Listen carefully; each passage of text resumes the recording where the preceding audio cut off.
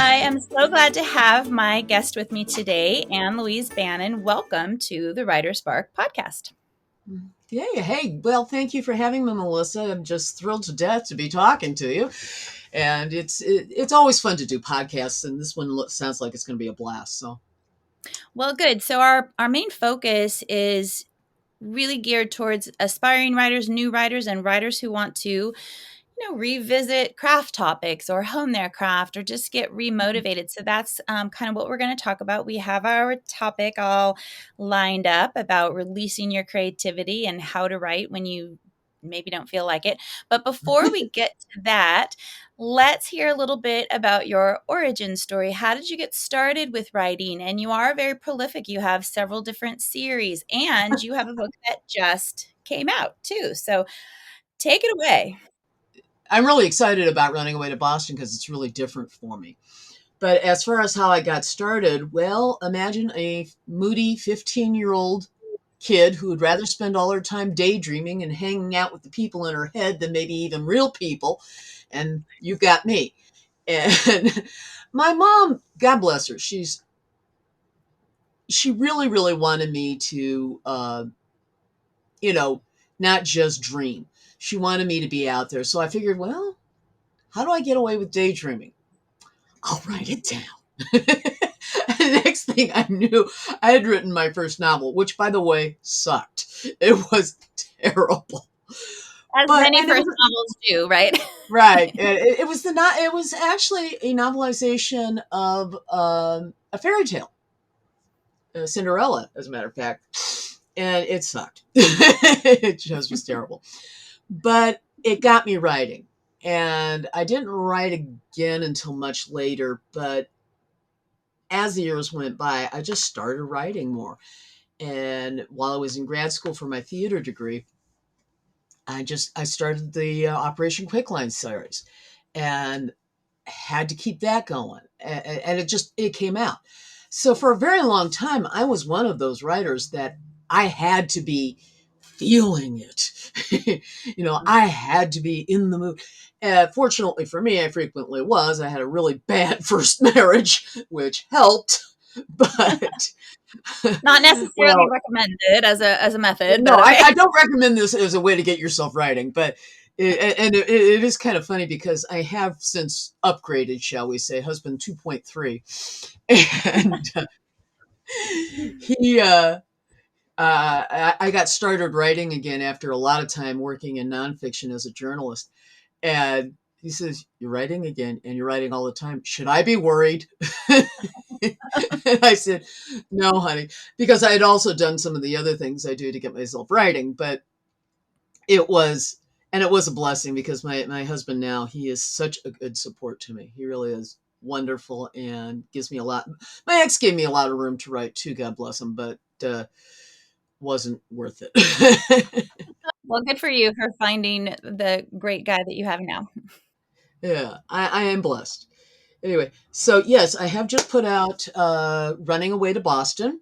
It's a tech thriller, which is really different for me because I tend to be, I'm more of a cozy and a historic, or a traditional historical mystery writer. My main flagship series is the Old Los Angeles series, which is set in Los Angeles in the 1870s. So it's very unusual for me to be doing something thrilling. And I'm kind of like, oh God, please let it be thrilling. I think it's thrilling.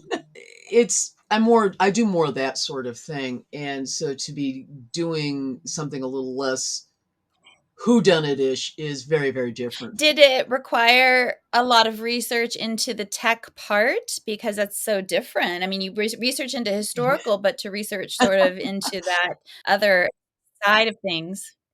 I mean, yeah, I did have to look things up quite a bit. But at the same time, I am, all right, compared to most writers, I'm a total geek. I'm a total gearhead compared to most writing people I know.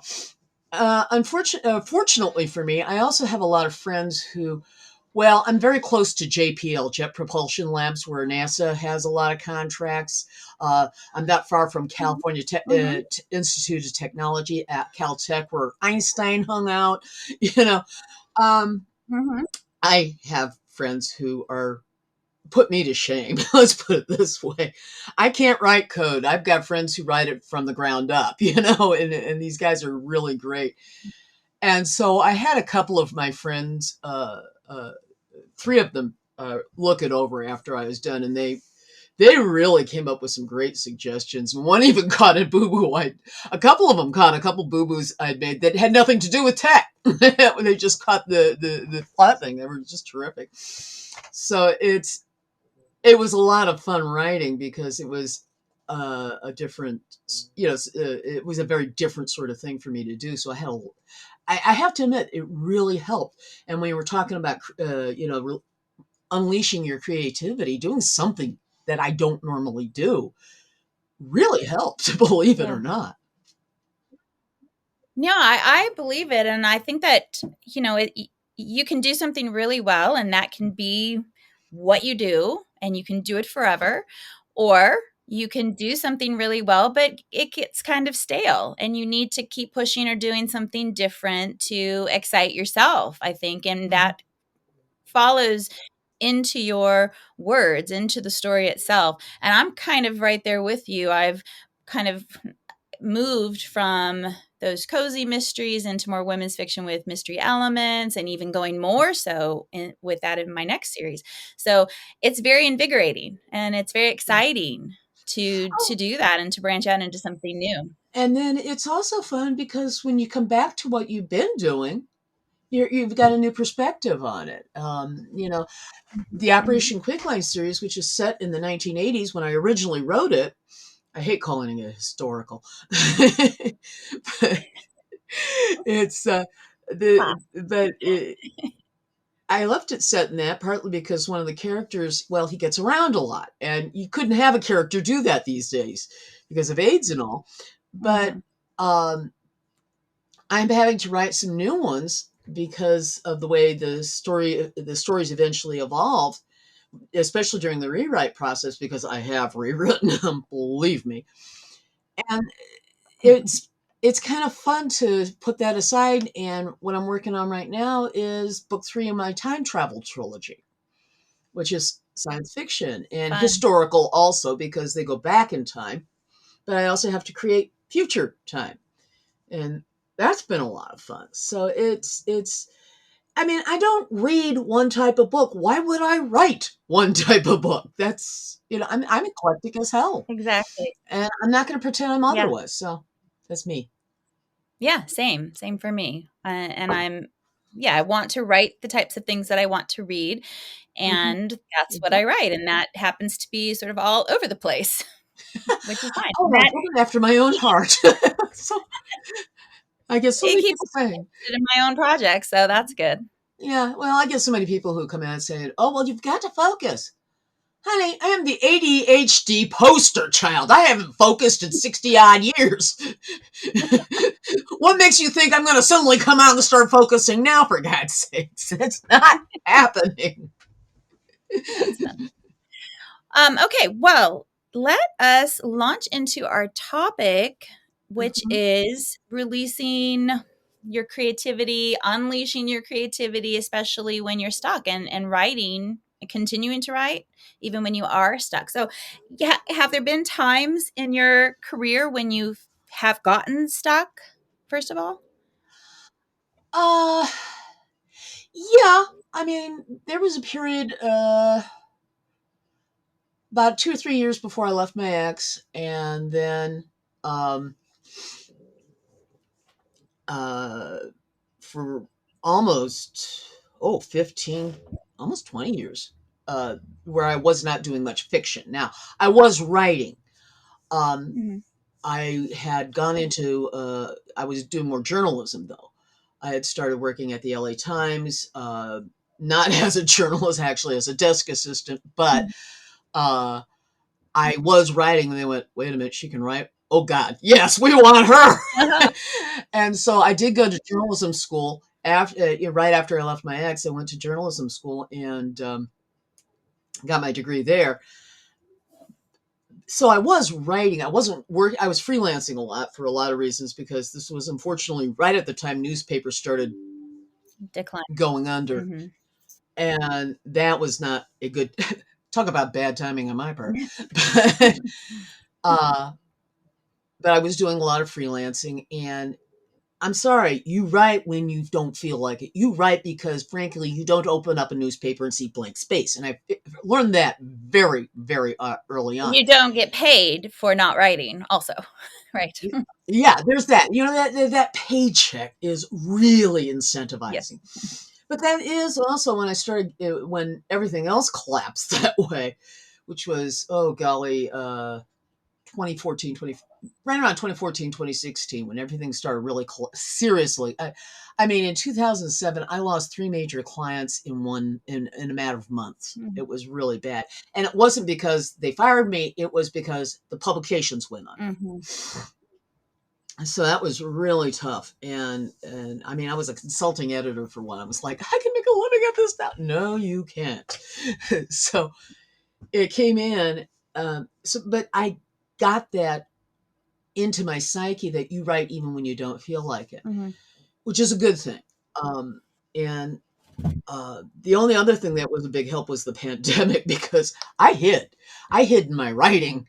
And a lot of people say, I can't write. And I know that, and I understand that, and I respect that. I don't want to make anybody feel bad because I'm prolific and they're not. Right. I think that's, the two, I have a hard time explaining that I'm prolific because for a long time when I was first coming up, and again in the late 80s, early 90s, I was attending a lot of writers' conferences, and you'd get these snobs.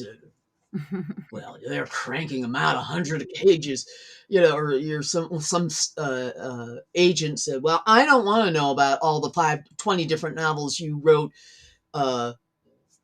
These anal retentive people have written, and I'm going, honey, if they've got 25 novels, retentive is not the right word. But there was this idea that if the more you write, obviously the worse the writer you are. Mm-hmm. Right. If you're not Right. slaving. It's that elitism, right, of it being this, great Exactly. American novel versus the genre fiction that just isn't worth as much. And if you're not suffering. What entertains people, and that's what we're doing. That's what I'm doing. Yeah. I mean, I don't mind. I would love to make my readers think, but they're not going to come to my books thinking about it because, how do I say this? You're going to catch more flies with that kind of honey than you are with, well, the great American novel. I'm sorry, I wouldn't read the great American novel. Why would I write it? Yeah, there's only so much room in the marketplace for that too, and again, it depends on, I think, what your perspective is and why you're writing. And, there are people out there with that rapid release formula that are just pumping them out. And then there are the people that have 1 or 2 good books in them for the entire career. And I feel like you and I, sounds like, are at the very same or similar place, somewhere in the middle of that, where we're writing meaty things that fit within genre fiction, but there is some depth to them. There are character arcs. There is, strong themes and important themes that we're tackling in a way that's and you palatable. can't. I think the other part of it too is you can't just say, like I said, how do I say this? These are themes you can probably get more consciousness raised in something that's palatable. I mean, Mm-hmm. Pamela Samuels Young, African American writer, does a lot of rip from the headline stuff, but she has done more to raise consciousness of human trafficking and a lot of other things because she's writing these fun thriller novels, and yet at the same time she's basing them on some very real problems out there.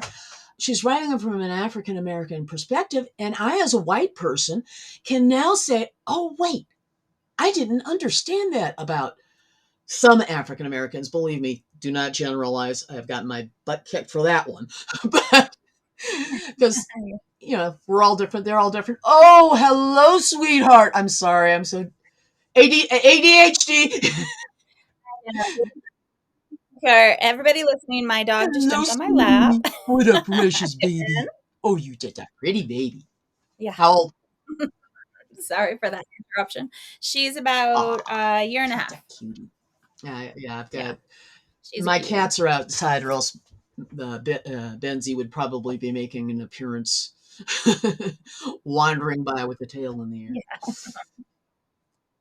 Yeah. Well, this is better than the barking that sometimes happens.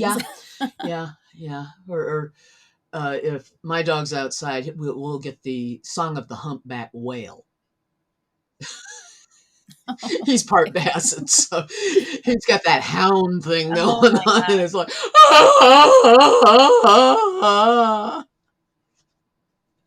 anyway, we're getting off topic.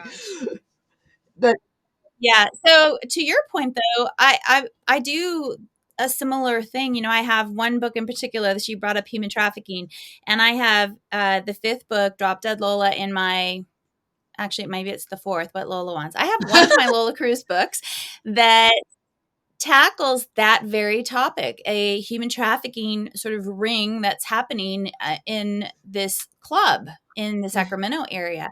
And, it's a very light kind of series, very sassy, a little bit sexy, kind of really fun, caperish, but it is possible to weave in meaty subjects and important topics even in a lighter type of book. And I think that allows, as we've used this word already twice, palatable, it allows these things to be palatable for people and to read them without becoming depressed, number one, or to read them and learn something in unexpectedly. And that's what I hope I do. I mean, people, it's like with the old Los Angeles series. Just for fun, just for grins and giggles, when do you think LA was founded? Oh my gosh. So I was born and raised in California. My three oldest kids live in the LA area. I'm in North Carolina now. Or I don't know. LA was founded in 1781. Oh, Or that was it makes 89? sense. Like, Well, you think of all the Spanish missions and everything there. I mean, in fact, we were founded by a group of Los Pobladores, the guys that came from Mission San Gabriel, up 9 miles to where LA is. Now, there are things I know about LA's history, but people don't realize that LA has such a vivid history, and that a lot of it is, it was when Death of an Heiress came out a year ago. It was really fun.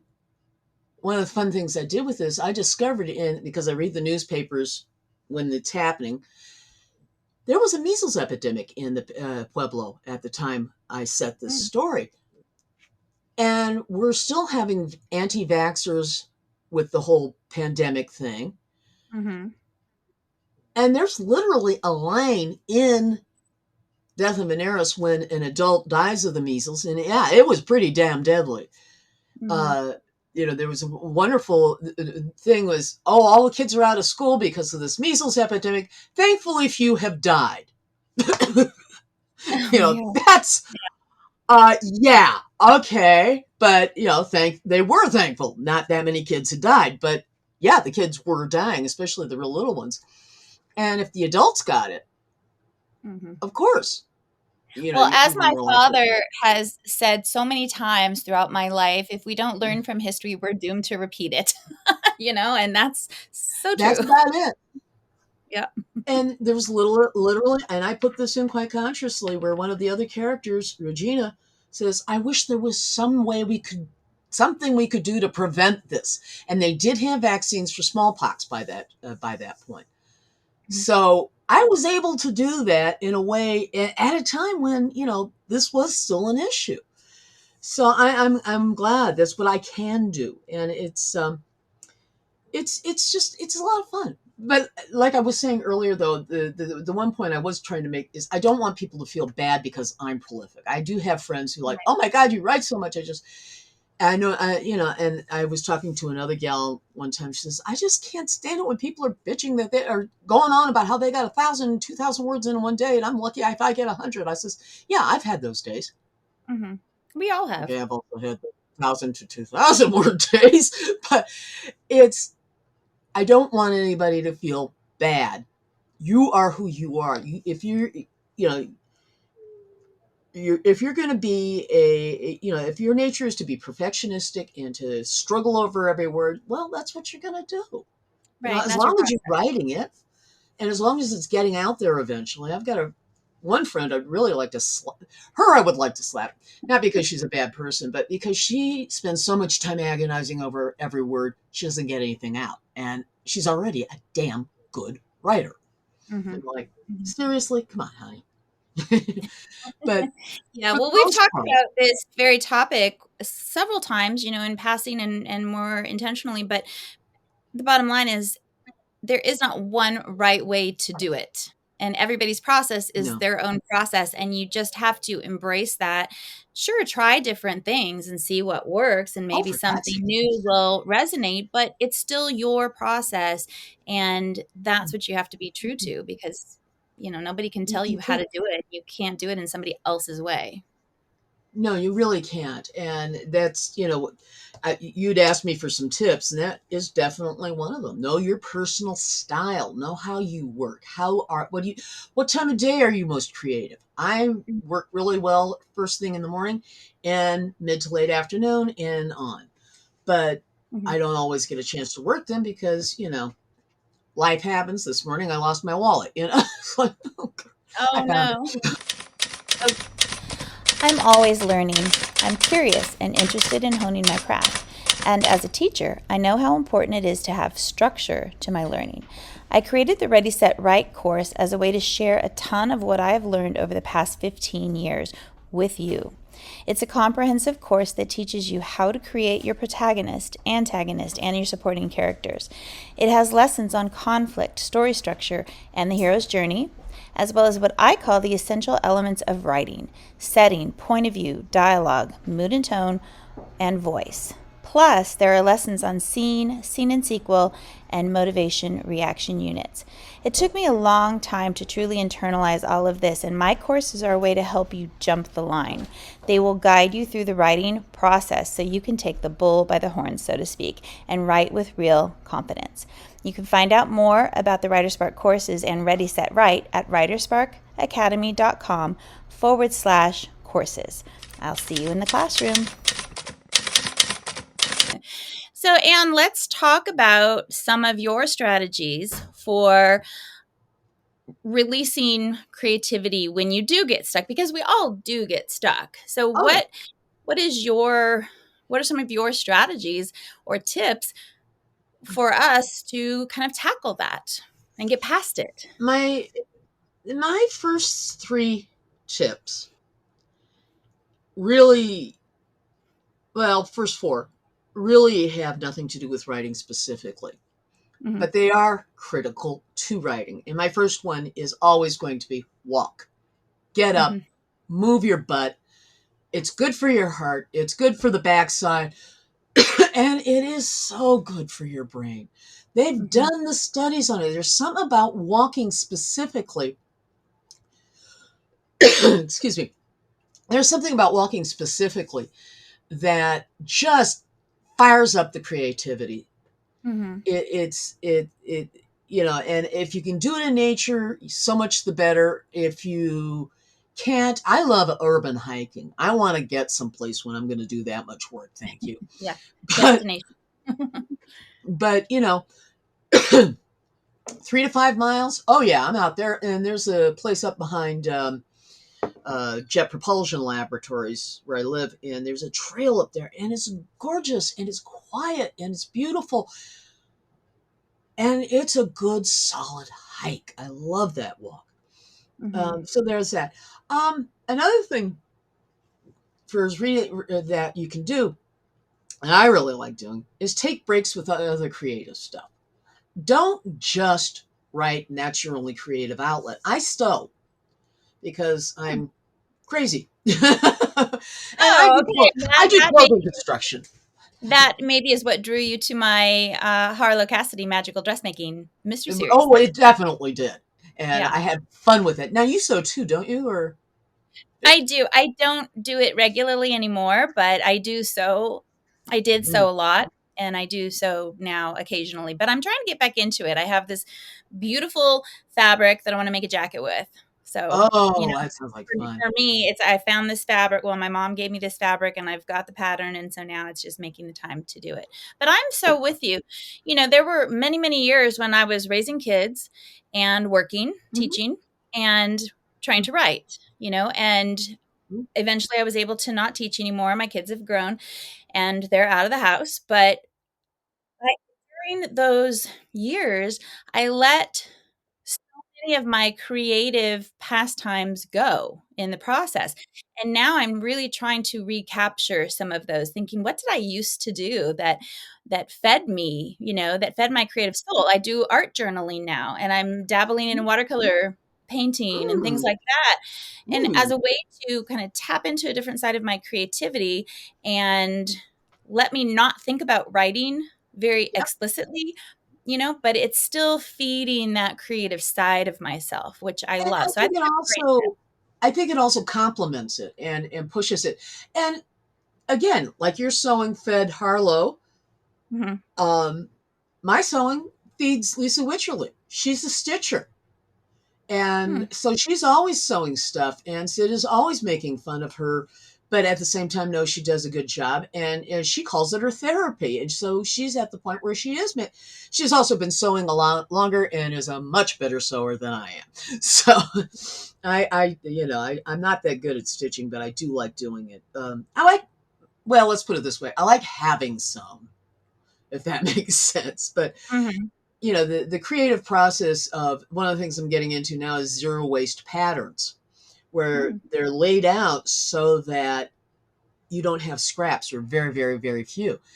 Mhm. And I've got my first project cut out. I can't wait to stitch it together to see what happens. Oh, that's So cool. I use pattern pieces and kind of the remnants of patterns and things like that in my art journaling because it's like tissue paper. And so it's oh, great to create layers and things like that with. I also use tracing paper for my patterns that I get from the art supply. So there are lots of overlaps. It's just I cannot draw to save my life, and it drives me nuts. So I just Abstract. don't. I Whatever works for you, great. Not different styles. Exactly. Okay. So, but the other thing that I do too, in addition to regular journaling, and I do have a very personal journaling process. It's a series of questions I ask myself, mostly geared towards personal growth. But part of that is a gratitude journal. Now, that Hmm. sounds a little silly, but it's not just reminding ourselves that we should be thankful for the roof over our heads and our three kids and, well, my one kid and my cat. It's looking at the little things in our lives Hmm. that work, that are good. I got 100 words out yesterday. I got some outlining done. Oh my God, that's great. That's major. I've got a fountain pen I really like. I had so much fun playing with the new color ink. You know, really minor things. Hmm. And there are times when I am grateful for the things that really piss me off, Hmm. because sometimes I need to be grateful for those, for the jerk review that, really hurt my feelings and stuff like that, because it does remind me that I'm alive, that I have something to be reviewed, all Hmm. these things. So a gratitude journal, I think, is just absolutely critical. I love that idea because we often, and especially people in a creative field like we are, who are out there in the public eye getting reviews, and we have to Mhm. figure out how to internalize them or how to let those things go. We often focus on the negative things. And so Oh, zeroing in on the little wins can help sort of create balance with it really does that. create a lot of balance. And the running gag in the household that my husband came up with is insecure writer is redundant. Yeah. You're by nature both supremely confident and completely freaked out, and it is really. I am confident that I'm a terrific writer, and yet at the same time, I'm terrified nobody's going to see that. So, Yeah, that's a real concern in this business. So not that I am supremely talented, and there are plenty of people who like my writing, don't get me wrong, but it's just that those weird warped attitudes that we get about ourselves. So a gratitude journal, the little win, as you put it, and it's just so critical. Following your heart, because there are times when that inspiration is absolutely play it out, for God's sakes. Do you mean, when you say that, do you mean write what's in your heart, follow what you're passionate about, rather than writing to a trend, that kind of thing? Absolutely. And there's no reason. I mean, if what's following your heart, what's in your heart happens to be following a trend, well, I got news for you. The trend's played out by the time it comes up. So, it's really, why bother? Mm-hmm. It can come back. I mean, everything old is new again at some point. But you got to write what's true to who you are as a writer. I can always tell when my writing is going badly, it's because I'm trying to force it. Mm-hmm. I don't look for themes to put into books, or the few times I have, it has not worked well. Sometimes it comes up, like with the measles. That came up out of circumstances I was able to play with the frustrations doctors feel, because my character also, in addition to being a winemaker, she's also a doctor, but the frustrations doctors feel by not able to fix something. Mm-hmm. And, admittedly, she's a doctor in a time when people pretty much dropping like flies, It's a miracle we friggin' survived as a species, given all the crap out there and the way people were treating it. So it was, but following your heart and doing that. On the other hand, you can't let yourself off either. You've got to set that dedicated time, put your butt down in the chair, and sit and start banging those keys. Mm-hmm. Now, is every word you're going to write gold? No. You got to allow yourself time to make mistakes, because you're going to, and that's fine. You can always fix it later. I get a little careful about that, because sometimes I forget to fix it later. That's not such a good thing. But I think you have to be okay with writing things that may not end up in the book, because you need to get that down to know something about your character, or to discover something about the plot. That discovery writing process, I think, is real for all of us, whether you're a plotter or a pantser. And you have to understand that every single word that you write doesn't have to end up in the book, but it still informs your process, and it informs what you're writing, your story. Absolutely. And since I tend to write up here before I ever sit down banging keys, that's one of the reasons walking for me specifically is so absolutely critical. That's when I'm thinking about what I'm going to write next. And in fact, when my husband was teasing me, I'd gone back to my fiction and was really starting to crank. That's why he was so worried, is all of a sudden, are you hiding from me? No, I'm not hiding from you. I'm walking. Really going for walks, Anne. I was going for walks. I was doing a lot of walking. And sure enough, everything just started flowing. If you're a pantser and you're really stuck, try writing an outline. Do the opposite of what you do. Yeah. Push yourself outside of your comfort zone, right? Oh, yeah. And it's amazing how well that triggers things. I had, let's see. In fact, my current work in progress, which is the book 3 in this time travel trilogy, I had the hardest time getting, and I knew where I wanted to go with it. But I couldn't get an outline down to save my life. So I started pantsing it, and I tend to start at the beginning right through to the end. I don't skip around. I just can't do that. Other people can, please, God love you. I do that. Yeah. Oh, that's great. Skip around all the time. I can't do that. It makes me cuckoo. Except this time, I started at the end, and I've got several bits going throughout the story. I've never done that before. but it got me up and going. I think the point of that is to, again, go with your process, whatever it is, and your process might be evolving. And that could It's be specific always to this evolving. particular story and project that you're working on, but maybe not. Maybe you've unleashed something in yourself that's going to change your process. For me, it was getting Scrivener, and that somehow unclicked something in my mind, or Wow. unleashed something in my mind, and let me write out of order because I could see it visually. I can drag the scenes around, and it was Yeah. very freeing for me. Before that, I was like, you're writing chronologically. Yeah, I'm a very chronological writer, and that but that usually works for me, and I'm fine with that. It's just, and especially one of the things, I have Aeon Timeline. It was developed for writers as outlining software, but it's kind of a calendar. It's very calendar based, which is how I've always written, which is great because I don't like referring to last week and it was 2 weeks ago in the novel. Right. Yeah. uh, and, It but was I raining today, and, Yeah, yes, yesterday. when did that happen? All right, Mhm. but so it was very useful that way. It's been a godsend with the Operation Quickline series because there's a Mhm. lot of kids in that series, and since this is happening over a series of years, the kids grow up. So I need to Mhm. know, how old is Janie in 1986? Oh, she's 9. Okay, fine.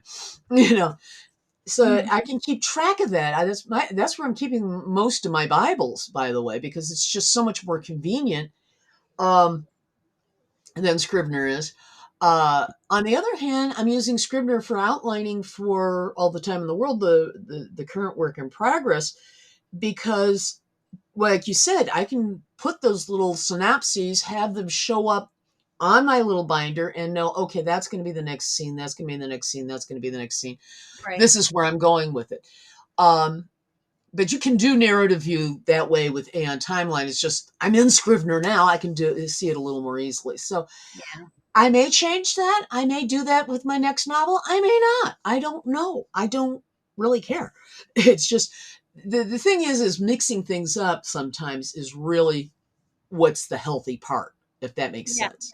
And figuring out what works for you. One thing, necessity Hmm. being the mother of invention, I Yeah. needed a place to figure out how to keep track of everything in the series. I've gotten 2 series, the rights back to 2 different series recently. Had to reread them and reintroduce all of these characters in this world to myself, and I needed a place to do that. So I created an entire book, not, like a resource book, character Bible, so that I could do that. So it's figuring out really what works for you. And Yeah. I like having something physical versus flipping over in on the computer. I Yeah. like the process of being able to write and refer back to that. So, Well, I yeah. have that visual too. It's called my iPad, Yeah. which is Yeah. chronically open on my desk.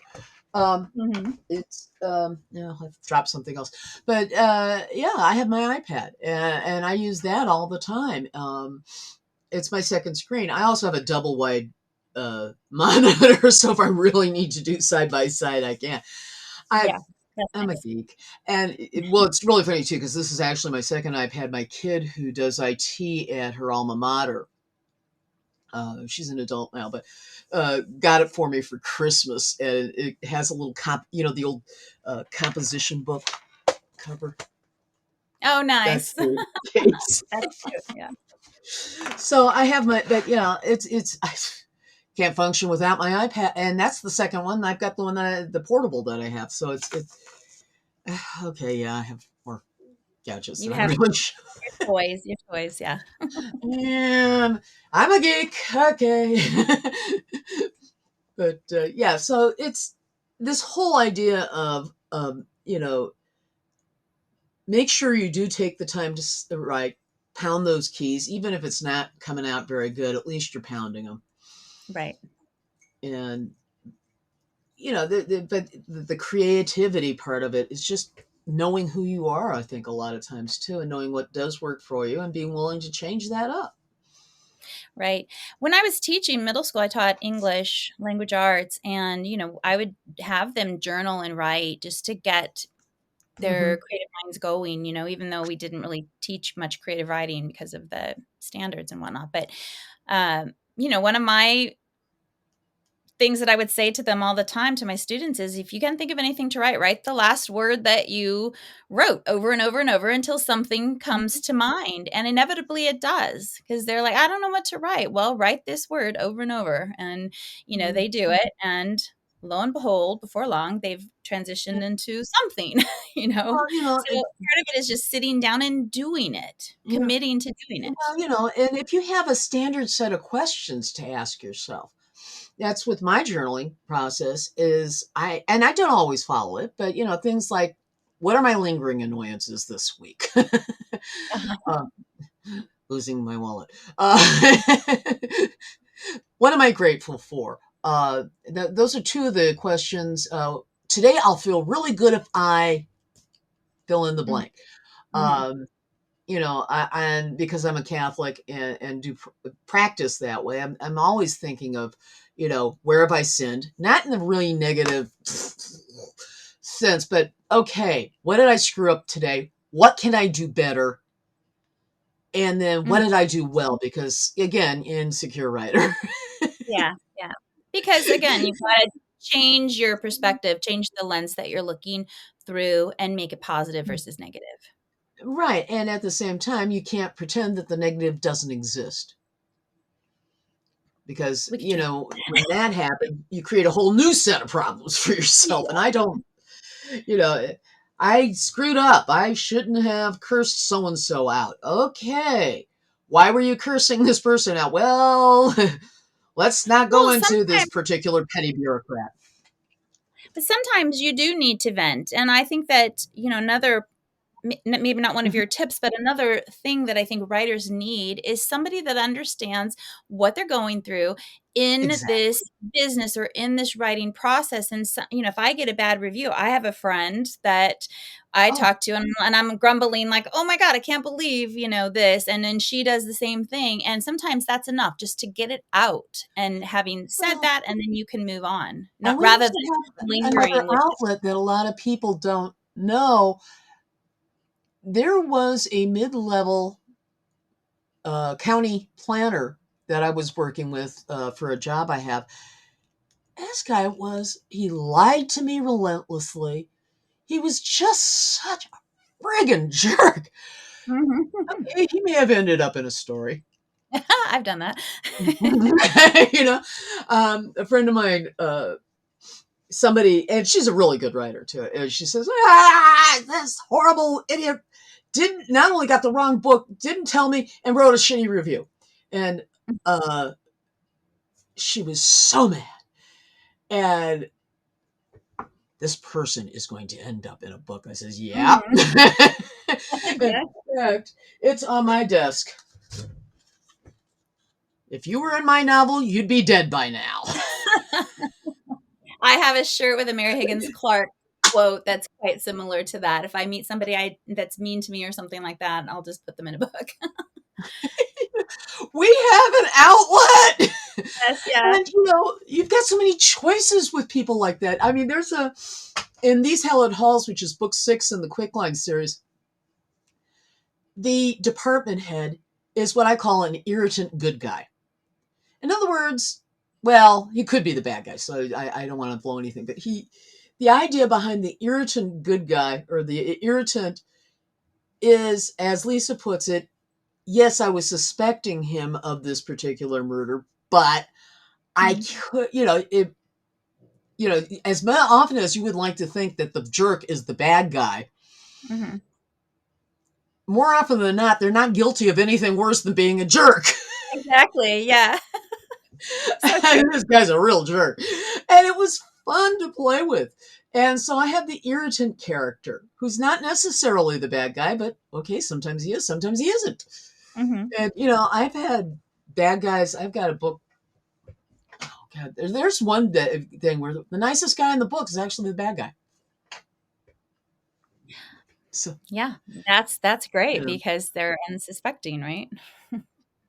Right. And yet, oh my God. And there's a reason this person's still nice, even though the bad guy, but I can't tell why, because that would give it away and we don't want to do that. Yeah. Well, in our genre, hiding in plain sight is, kind of a big part of it because we have to play fair with the reader too. Yeah. Yeah, you do. And I like playing fair with the reader. I try not to pull things out of my, you know what, but Yeah. I do play Okay. with the coincidence occasionally. Why not? Exactly. Why not? We have that power, right? If you do it right, I mean, just because you're paranoid, which is book 9 in Operation Quickline that came out earlier this spring. Oh, no, actually came out last December, excuse me. Um, the first line of the book, it happened as a result of a coincidence so bizarre and so unreal that it could only have happened in real life. And it was a coincidence that I set up in the series with book 1. So That's some it, good planning. yeah, so it's and it comes out in book 9 that there's a real bizarre coincidence going on here. Interesting. I love when that happens, when you plant something and then suddenly, oh my gosh, I remember. And then, as a reader, I go back to the beginning or to that other book and remind Yeah, myself, did I really see that? Did I not? Oh my gosh, wow. So yeah. impressed. So it's kind of fun. We've been having Yeah. a lot of fun with it, I think that, and maybe that's the ultimate tip: have fun. Learn how to Hmm. have fun. I mean, and by the way, it was apparently not Dorothy Parker who said, I hate writing. I love having written." It was someone else. But nonetheless, this idea, I love writing. I am in my element when I'm actually writing. And if the writing's going well, I'm in a great mood. If it's not Hmm. going so good, my husband knows the house is cleaner. Yeah. Or you're gone for, 2 hours on a hike. Sulking. I'm going to go sulk at my computer now. All right, dear. Yeah, no, but I agree. I think that's a great way to end our chat. And that's with the idea that most of us probably started writing because we were passionate about it, because we have Amen. fun with it. And if you lose that, the idea that it's fun and wanting to get back to your project, your characters, your world, then there's something probably going wrong. It's like a teacher who suddenly doesn't like kids anymore. And I've taught with quite a few people like that. I'm like, why are you a teacher? If you're not having fun writing, why are you a writer? So yeah, I think that we need to have fun. We do need to have fun. Writing has saved my butt during the pandemic and the shutdown. Mhm. I know everybody else was saying, "Oh, it's so hard to write," and I certainly respect and understand that. I don't want anybody feeling bad on that score, but it saved my butt. My poor Mhm. husband heard so much about Sid and Lisa, he was sick of them. Still is. But I I basically rewrote a good 2/3 of that series during that time because I just couldn't stop. But I needed some place to hide, some place where life wasn't so bad. And yeah, I also got to deal with another plague because of Sid's extra chronic extracurricular activities. he's yeah, Okay. he's a bit of a hound dog. And well, the fun thing is Lisa's the exact opposite. She is religious, not in a bad way, but very, very nice. Mhm, She's mhm. not judgmental at all, and they call each other on it too, which Yeah, is there's really kind of fun. balance, yin yang. Yeah, Yeah. I think that's So here's this profligate, randier than a British royal guy in this lovely. Let's face it, sex belongs in marriage. I'd rather keep it that way. And they both find a way to bend to each other, hmm, which is, I think, even more fun. But that takes several books down the road. But also because this is the 1980s, and in 80, he doesn't give up sleeping around till 85. mhm. Well, guess what was happening in 84, 85? That was, I Right. mean, Changing the 79 world. was when the AIDS crisis started, but 84, 85 was when it was starting to get into the public consciousness and the straight population. Mhm. So that's, you know, and I have a friend who's gay who remembers those years very well Yeah, and yeah. has given me some interesting perspective on it. So anyway, but that's neither here nor there. We've gone off everywhere else. All right, so remind us about your book that just released and where we Okay, can. running away to Boston. First off, it does not take place in Boston. It is a code between a mother and her daughter. It's mostly from the perspective of Jannie Miller. She finds people And the reason she finds people is when she was a little girl, her mother disappeared in a tornado. There was an abusive father. And in the process of going, her ex-boyfriend, FBI agent Brent Nicholson, sends Janny off to find Tanya Coleman, who has disappeared after a terrible shooting at a food truck. And in the process of trying to find Tanya, Janny gets hooked into this ragtag group of computer hackers that are trying to bring down this evil corporation, and she finds her mom. And okay. Yeah, and it's interesting because it's not all that. It's a happy reunion, and then not so happy, and so it's Janny's got a lot of shit to deal with, and it's full of naughty words. Most of my other characters don't swear, but Some characters need to. They just need to. It's part of them, oh right? well, Sid. You know, the fun thing about Sid too is he swears like a pot. He's got a potty mouth and a half, and Lisa doesn't. So she's always correcting, his language, and he's sometimes commenting on it. And a couple times when you get to hear his voice, it's like wow. But in my case, but yeah, Janny, this is a more contemporary story, obviously. And so, yeah, Janny is out there like a stevedore. So it's, if you've been reading Maddie Wilcox, the Los Angeles series, this is set in the 19th century with Victorian woman. No, she does not swear. Right. Right. Doesn't even mention, she kind of dances around the whole sex thing. It's just as they did, right? Yeah. Right, as they did. So, this is a bit of a departure for me. So, I'm sure. So fun to write though, because it is so different and so kind of freeing. Oh yeah, and I really had to think about what makes a thriller, and really kind of spread things out. Which, my end, I wrap things up very quickly. That's the one thing my husband will nail me on every time is you wrapped it up too quickly. You got to get this out. You got to get that. The ending. Yeah. Yeah, because it's just I'm at that point on the story. I want to finish this damn thing. But I really had to think about, okay, what happens now? How can I make it more difficult? How can I ratchet it up? How can I ratchet it up? How can I ratchet it up? And so we did, and I think I did. It was fun, and it was funny because the ending actually harks back to the prologue, which is really very interesting. The prologue starts with the mother. I'll look forward to reading that. Congratulations on its release. It was so much fun and to write and to do, and then go back to my usual stuff.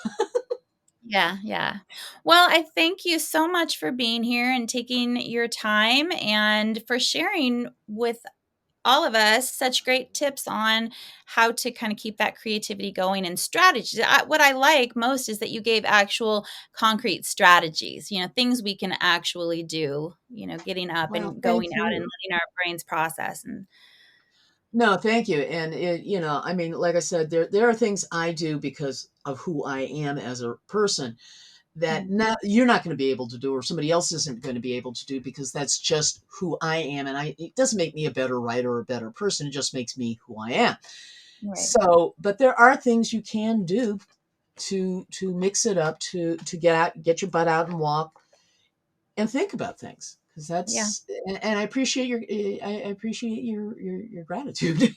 I love talking to authors, and this whole podcast and WriterSpark Academy and everything that I do, it's really so much about paying it forward, because I didn't feel like I had the resources that we have now. And if what I'm offering and our conversations can help new writers, aspiring writers, or anybody wherever you are on your journey, kind of jump ahead, skip the line a little bit, get information that will help them without the challenges that I faced, just not having access and resources, then that's what it's all about. So I love having these types of conversations, and I appreciate you taking the time. Thank you so much. Well, I appreciate you having me, because I love talking about this stuff too. And look, we all have a story to tell. you know, and every voice is important. And I firmly, firmly believe that. And there's an audience for every voice. So not everybody can tell their story, but we can.